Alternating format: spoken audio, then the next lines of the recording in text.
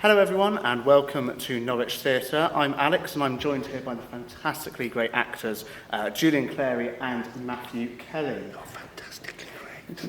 Thank you so much for coming to the Theatre Royal. How does it feel to be back here in Norwich at the Theatre Royal? Have you ever been to the theatres before here?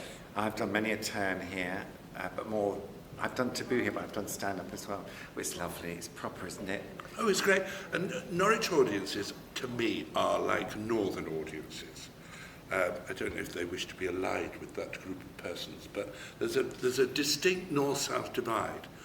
The south are a bit sniffy, if you don't mind my saying so, but the north are very warm and welcoming and kind and generous and open-hearted, and the Norwich people are like that when they go to the theatre. Oh, I'll shift a few tickets. Do you think? How's the flattery working for you? And could you give a brief insight into your characters in the dresser? Okay, well it's mainly set in backstage in a production of King Lear in the 1940s with the bombs dropping. And this is Sir who is playing King Lear and I'm his dresser. Sir is having a breakdown. I've got my own problems. We are kind of interdependent on each other. So there's a lot of friction and a lot of suppression and a lot of argy-bargy, but the kind of imperative of the show is for me to get him on stage against all the odds, would you say? Yes, I think that's absolutely it. And that, like you said, they're codependent, and so they row all the time, but they love each other, and they can't manage without each other. And it goes inexorably to... Well, I shouldn't say the ending. I'm not going to spoil it. Do not for you. spoil the ending. But it is a great ending, but it's a very funny play, and it's kind of sad at the same time, and it's a great insight into backstage in the theatre. But it has to be taken in context. It is 1942, and my character you wouldn't see around nowadays. He's a great actor manager, based on Donald Wolfett, although Ronald Harwood, who wrote the play, swore it wasn't. But it was. And anyway, we met Donald Wolfett's daughter in Bath. Yeah, we did. Yeah, what a splendid woman she was. He's a huge ego, your character, hasn't he? That's very close, that. Yes. Yes, That's massive. the thing. He's this huge, sort of unlikable, but tragic, and as those people are, he's kind of funny. I think it's funny and sad, and there's laughter and tears, isn't there? Yes. It's one of those jobs. It's because he's a bully, and like all bullies, he's weak, and therefore you kind of feel for him because he's kind of the underdog. And Julian's character is naturally witty, but is already the underdog, but actually is the top dog in a way because he runs the whole thing. Yeah. Perfect. And so rehearsals for this obviously started back in January 2020, wasn't it? When it was No, we never actually got as far as rehearsing. You didn't get to rehearsals. So how has that kind of process been on Zoom, or have you been doing some script reading through? We learnt the lines together on script, but there was no direction, there was no artistic inputs, just because it's such a wordy play. We thought we'd better get it under our belt rather than turn up on the first day mumbling, especially for me, because I'm used to making things up as I go along, which I could do all night long. But apparently, in this kind of thing, you've got to say the right words in the right order, or people don't like it. Of course. And is this different to any kind of shows that you've done before? Is this something that you've always wanted to look forward to, the dresser, as a show's performing? Well, this is a play I've always wanted to do because it's a terrible kind of show-off part.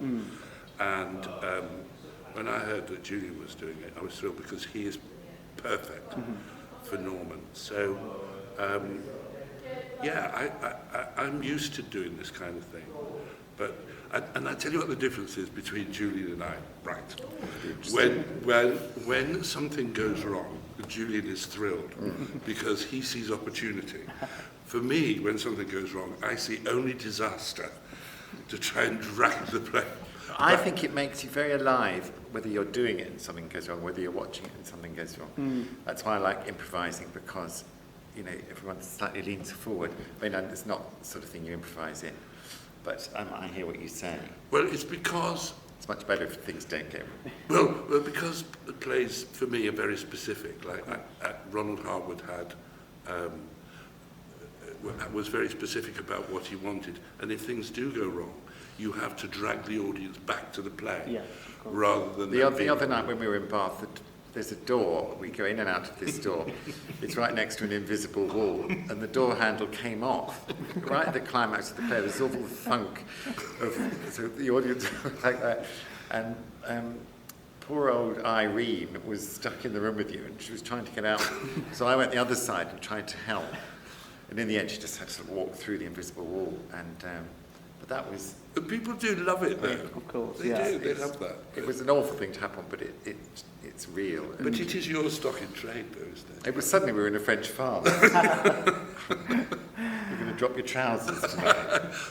Well, I do anyway. Yes, it does.